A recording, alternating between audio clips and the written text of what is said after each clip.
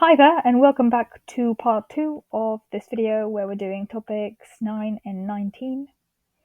I think we got up to question 37 last time. As it turns out, 38, 9 and 40 repeat, so I'll be starting with 41. So let's have a look. We are given some standard electrode potentials. We need to work out the standard cell potential, okay. Well, we know how to do this. I think what they're trying to do is trick you with these answers because you see there's an imbalance in electrons, and then you see that there's a change in stoichiometry. But we don't care about that because neither of those affect voltage in any way. So we just do the usual, the positive voltage minus the negative electrode potential. Of course, this is going to turn into a plus, and that will give us B. 42, which is a redox reaction.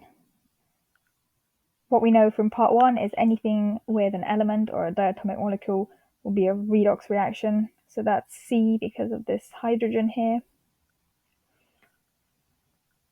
43. The standard electrode potentials for 3 reactions involving copper and copper ions are.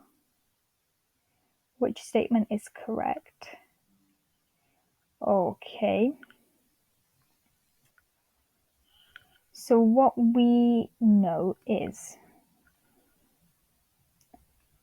this. Hopefully you can see that they are actually the same species. They're both copper plus ions.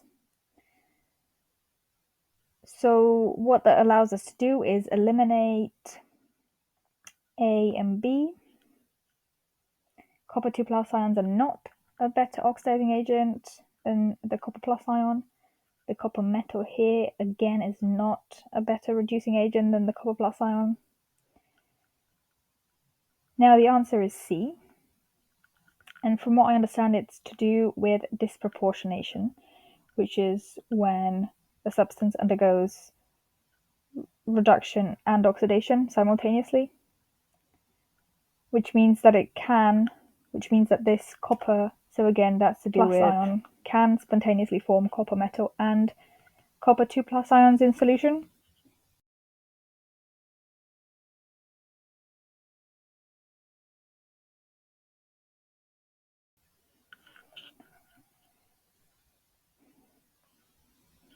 (44) The same quantity of electricity is passed through separate dilute aqueous solutions of sulfuric acid and copper sulfate using platinum electrodes, so those are inert, under the same conditions.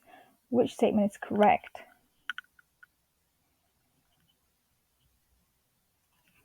So let's have a look. We have sulfuric acid, and we have copper 2 sulfate. We have our anode on both sides and our cathode. What are we going to have at our anode? Our negative ions, so those will be OH minus for both because this is an aqueous solution, and the sulfate, 2 minus. At the cathode, we have the H plus from the sulfuric acid and the H plus from the water. Over to the other side, we have the copper 2 plus from our solution and the H plus again from the water.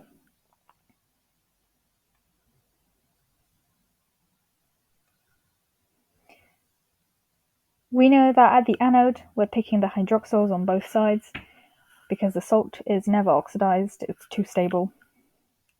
So let's get rid of that and of that.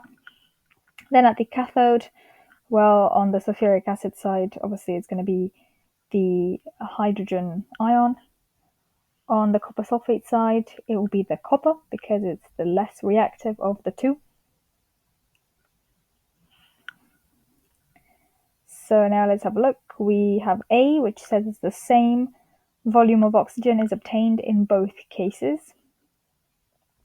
Why, yes, that's true, because both of these will go on to be discharged, oxidized to form O2. So it's A. Why is it not B? Same volume of hydrogen is obtained in both cases.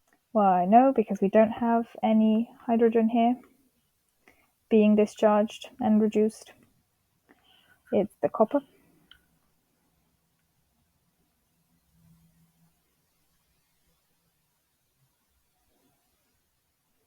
Moving on to 45. Different oxidation number from the rest. Okay, well, let's have a look. We have VO2 plus.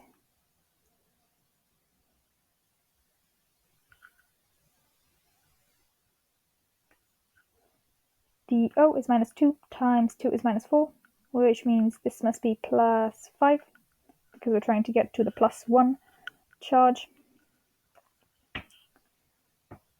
Let's try VO2 plus.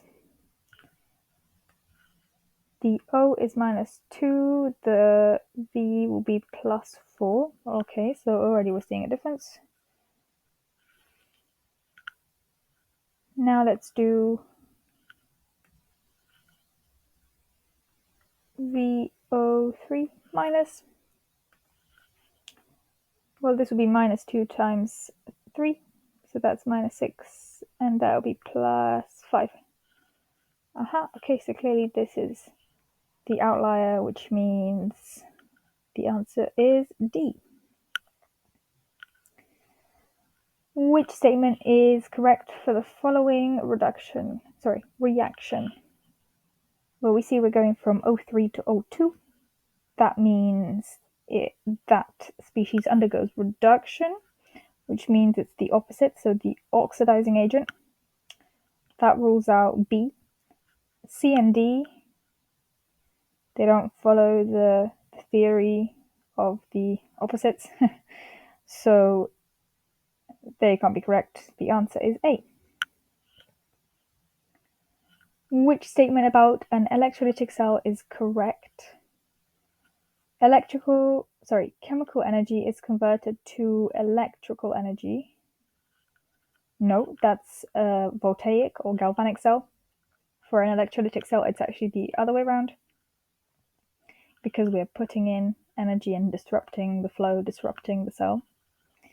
Electrons move through the electrolyte. No, they don't. They move through the external circuit, through the wire. The cathode is the negative electrode. Yeah, that's it. The negative ions move towards the positive electrode. So that's why D is wrong. Remember, for an electrolytic cell, we have a positive anode, a negative cathode. For a voltaic cell, we have a negative anode and a positive cathode. But what remains the same is the terminal at which oxidation occurs. So no matter the cell, that will be at the anode. 48. Okay, which set of the equation, electrons, hydrogen ions, and water?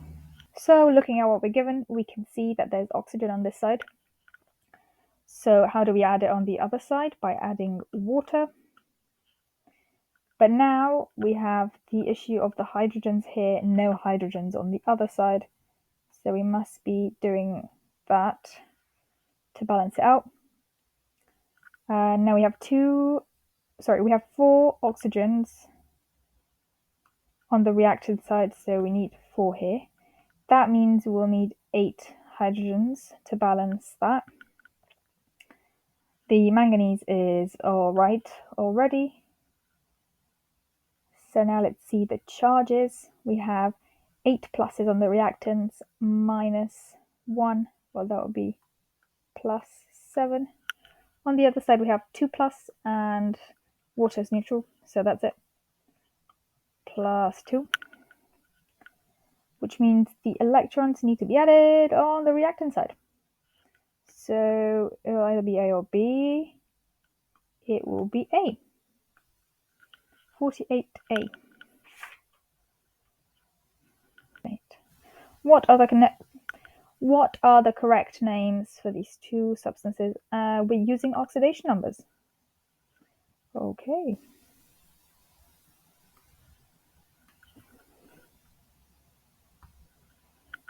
So we have KMnO4.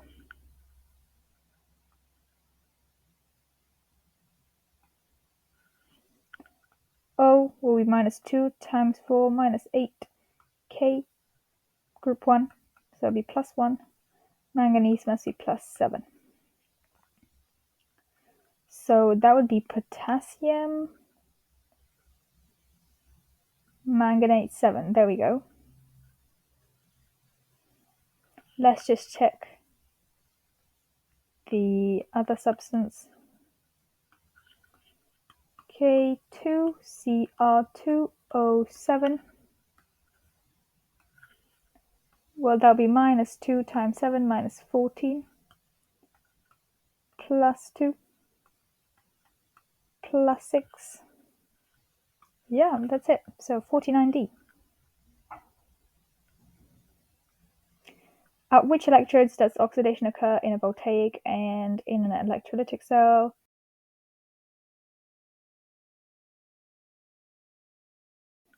In the electrolytic cell, it's the positive anode. And in the voltaic, it's the negative anode. So that's 50C. What are the correct oxidation numbers of chromium and manganese?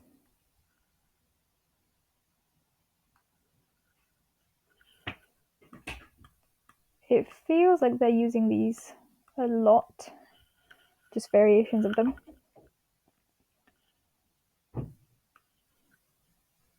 So again, minus 2 times 7 minus 14. We're trying to get to minus 2. So that would be plus 6. And then KMnO4. That would be minus 8. That would be plus 1. That would be plus 7. And that's B. 52. Zinc is more reactive than copper. Okay, well, what does that tell us? It tells us that the electrons will be flowing from the zinc to the copper.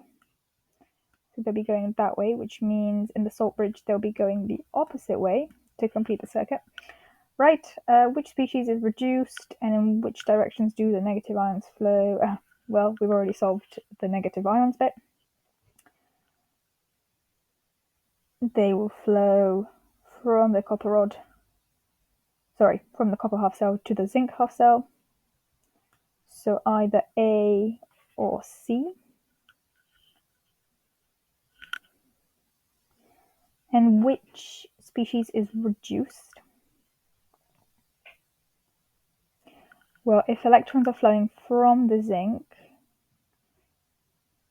to the copper, it means that oxidation is occurring here. Oxidation is loss of electrons. Reduction is occurring on the other side. So oxidation always occurs at the anode. This must be the anode. That must be the cathode. So the species reduced is the copper 2+ ion. And that's 52A. Which process occurs when a molten salt is electrolyzed? Well, let's think of a molten salt. We can have sodium chloride. These are the ions. The positive ion will go to the cathode, negative to the anode, which means the metal ion is not oxidized. It's reduced and deposited on the cathode. So that's B.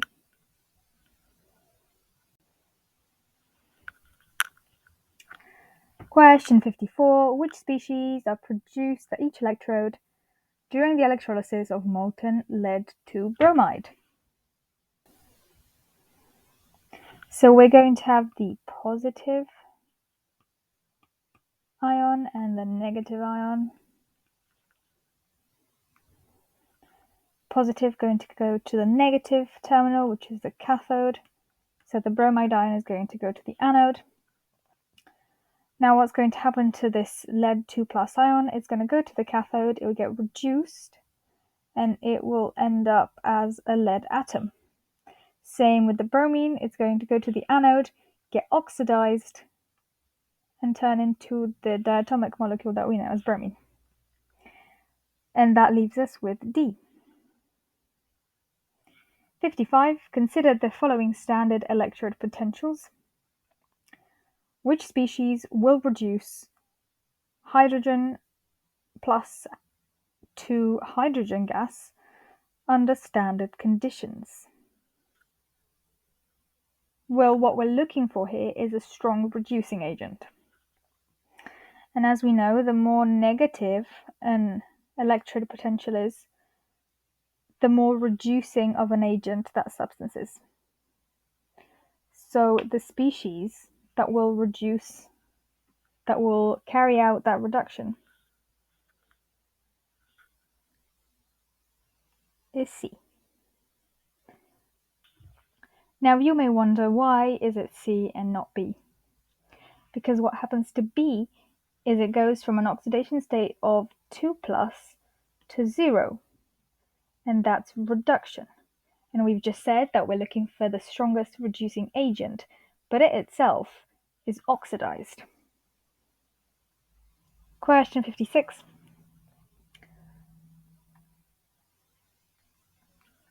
A number of molten metal chlorides are electrolyzed using the same current for the same length of time. Which metal will be produced in the greatest amount in mole? This is to do with the charge of the ion. Magnesium will be 2 plus, aluminium will be 3 plus, potassium will be 1, and calcium will be 2 plus. Now the way to think about this is, if we were passing 6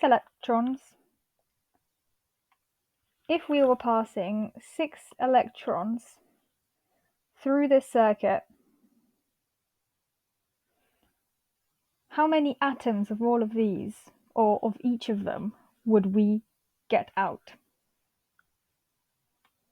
With magnesium, we'd get out 3 magnesium atoms. With aluminium, we'd get 2. With potassium, we'd get 6. And with calcium, we'd get 3 again.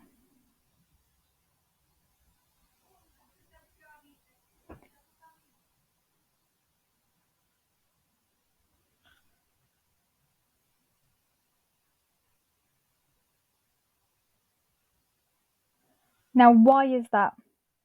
Because the higher the charge,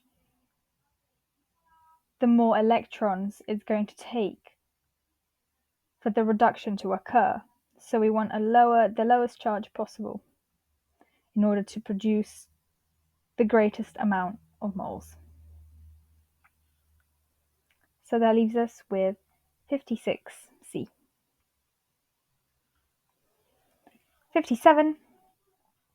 The overall equation of a voltaic cell is given in the question. The standard electrode potential for the nickel 2 plus ion is also given, and we're asked to find the standard electrode potential for the other half cell, which is the silver. So if the nickel is has the negative voltage, that means silver has to have the positive one, which means our equation really looks like this. X minus minus 0.26 equals 1.06. This, of course, turns into plus, which means x is equals to c, 0.80.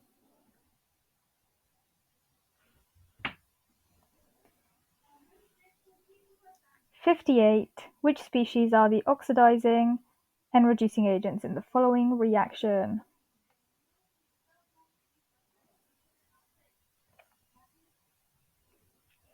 Well, already we can see this has gained an oxygen, so it's been oxidized, which means it's a potential candidate for a reducing agent.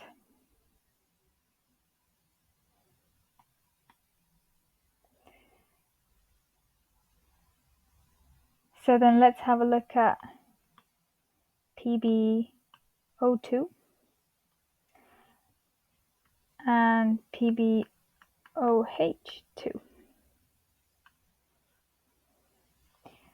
Well, O is minus 2 times 2 is minus 4, which means that the lead will be plus 4.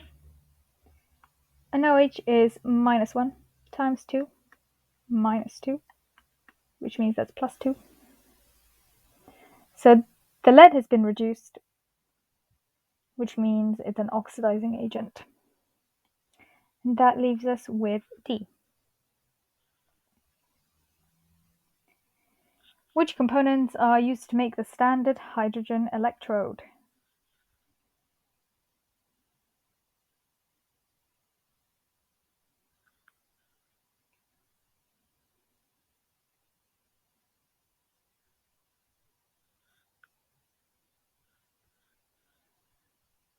These are just some conditions that you need to memorize. And the answer is A.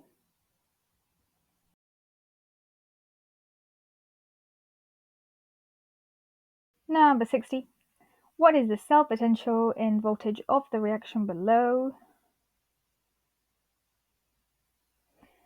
Well, here they're just looking to confuse you because you see this, which isn't the same as the stoichiometry in the reaction. You think, well, then I must divide this.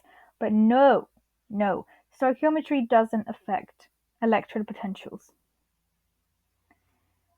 We're just going to follow the usual protocol of the more positive voltage minus the more negative voltage. Remember, it's all relative. That will give us 0.45, which is B.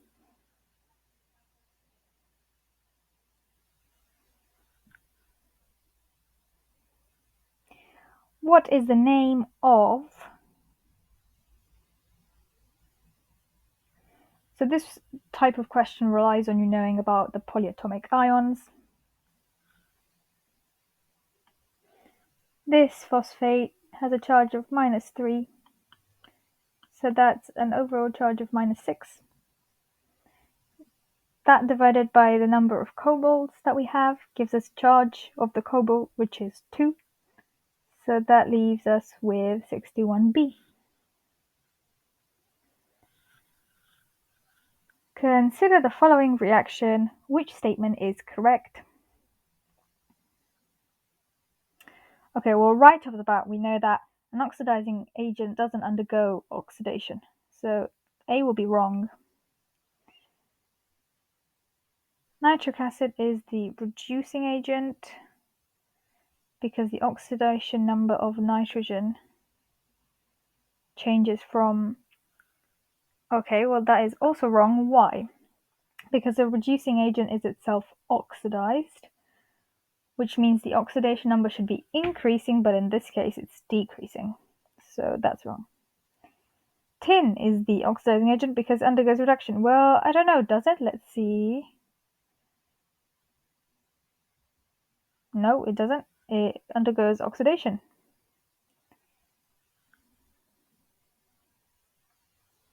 So then it must be D.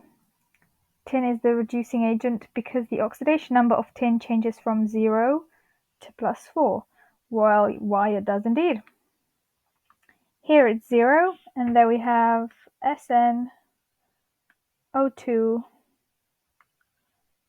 That will be -4. That will be +4. So that leaves us with D. 63. Which statements are correct for the electrolysis of molten lead to bromide? So we've had this question before, but under a different format.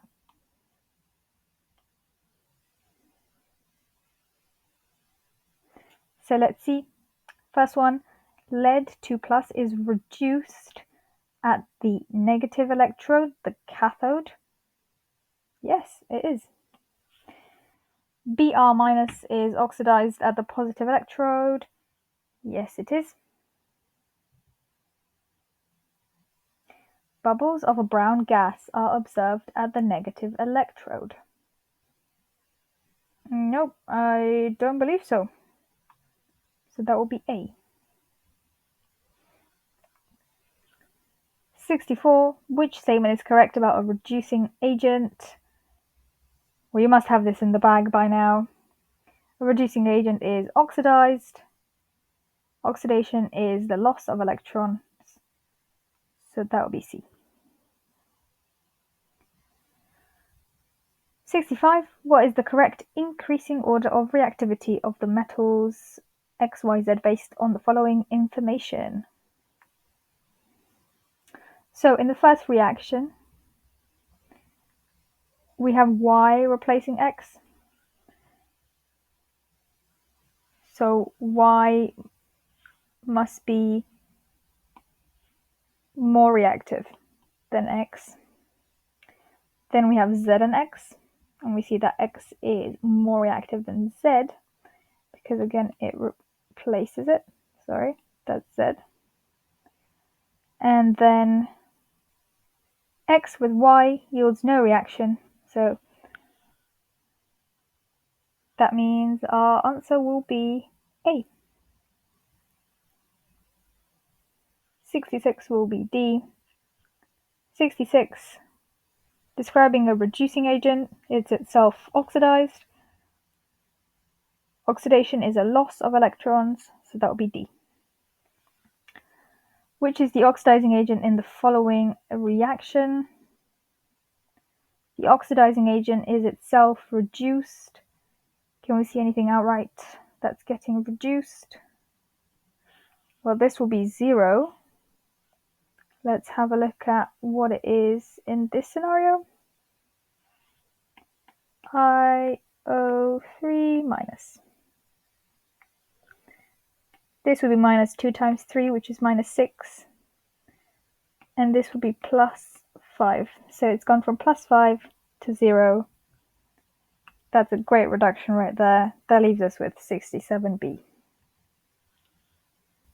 In terms of SO2 and SO4, well, we can eliminate that straight away because we can see it's undergoing oxidation, so it can't be the oxidizing agent. 68.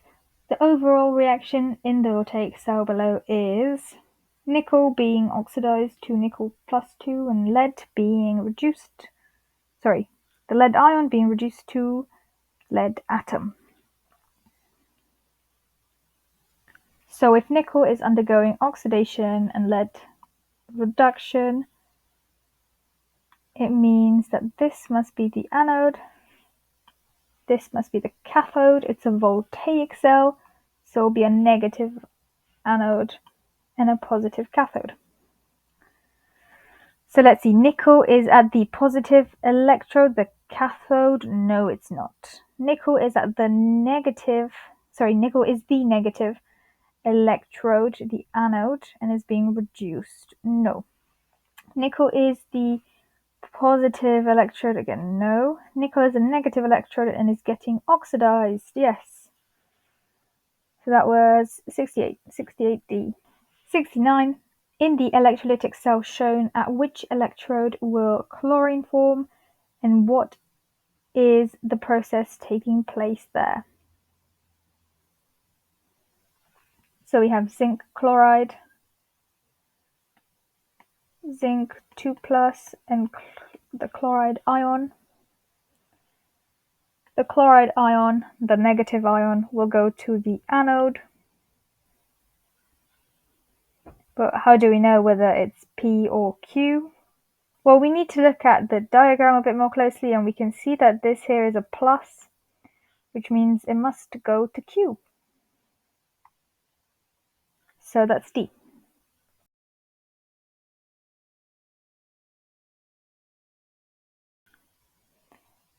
Question 70. Consider the following reaction. Well, without working anything out, really, we can read A and see that it's wrong. An oxidizing agent is itself reduced. This doesn't look like a reduction. A reducing agent is itself oxidized, so again, B is wrong. ClO minus is the oxidizing agent, so it's itself reduced. Yeah, that looks like a reduction. And D, that looks like oxidation. So let's see what is actually the case. We have ClO minus. O is minus 2. This must be plus 1.